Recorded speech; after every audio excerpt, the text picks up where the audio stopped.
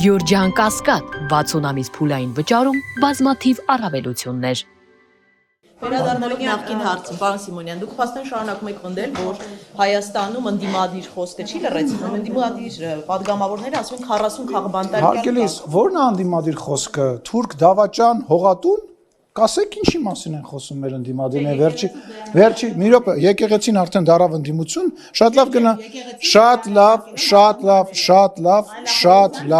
շատ լավ, օրինակ եք բերում, կվերադառնամ, պատասխանեմ ու գգամ, հա, տեղ չգնաս։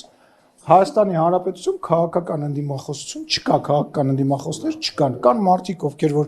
վիրավորանքներ են հնչեցնում, որևիցե բան չեն առաջարկում։ Խնդրում եմ ասեք, ինչ առաջարկներ են արել վերջի ժամանակահատվածում, որոնք քաղաքական նշանակություն ունեն, խաղաղության հետ կապված, չգիտեմ, պետության ապագայի հետ կապված, բացի Ռուսաստանի եւ Բելարուսի կազմում հայտնվելու մասին մեր ընդդիմադիր գործընկերներ, ինչ քաղաքականություն են իրանք առաջարկում Հայաստանի Հանրապետության քաղաքացիներին։ Ո՞րն է այդ քաղաքական ընդդիմադիր խոսքը։ Իսկ ինչ վերաբերում է այն մարդկանց, ովքեր որ բանտերում են, ասեմ ավելին, մենք ուշացրել ենք դա։ Մենք ուշացրել ենք, երբ որ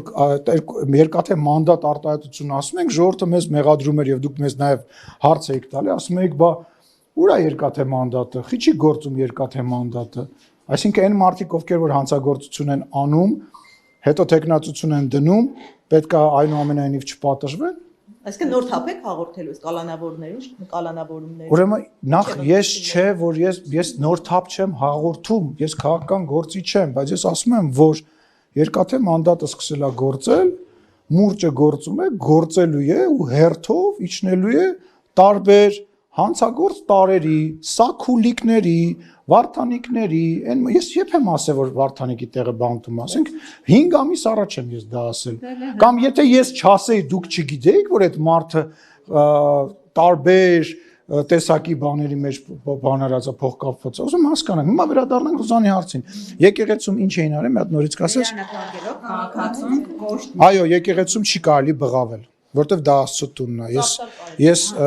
այո, ծափ տալ կարելի է, մեծարել կարելի է, Աստծուն,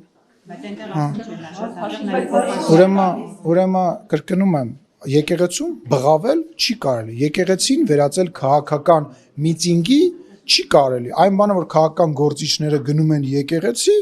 դա նորմալ է, բայց որ եկեղեցում դու սկսում ես քաղաքական բան, տենց բղավեցին, դրա համար եկեղեցին այսօր ոչ թե եկեղեցին, այլ եկեղեցու որոշ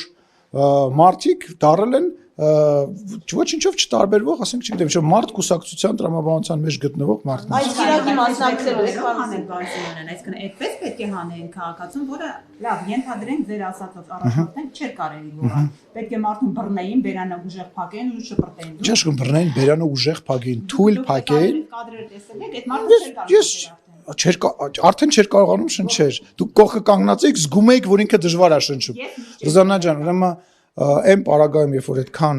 հազարավոր մարդիկ են կամ հարյուրավոր մարդիկ են կամ 50 մարդ է հավաքված, այդ իրավիճակում հիմա ասել մի քիչ բերանը նենց փագեիք, որ շրթունքները բան չեն,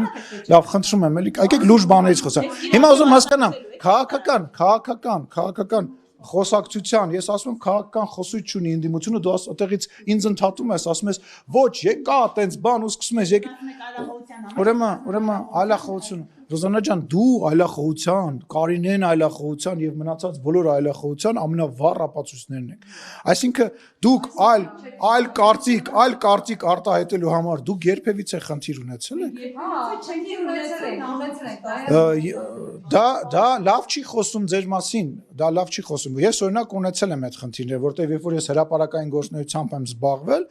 իմ նկատմամբ, իմ եղբոր նկատմամբ այն ժամանակ եղել է հետապնդում, եղել են ճնշումներ։ Ես զարմանում եմ, որ Սերժի եւ Ռոբերտ Քոչարյանի ժամանակ ձեր մոտ դա չի եղել, դա նշանակում է, որ ինչ-որ համահունչ եզր եք գցել։ Մարդկա եղել է։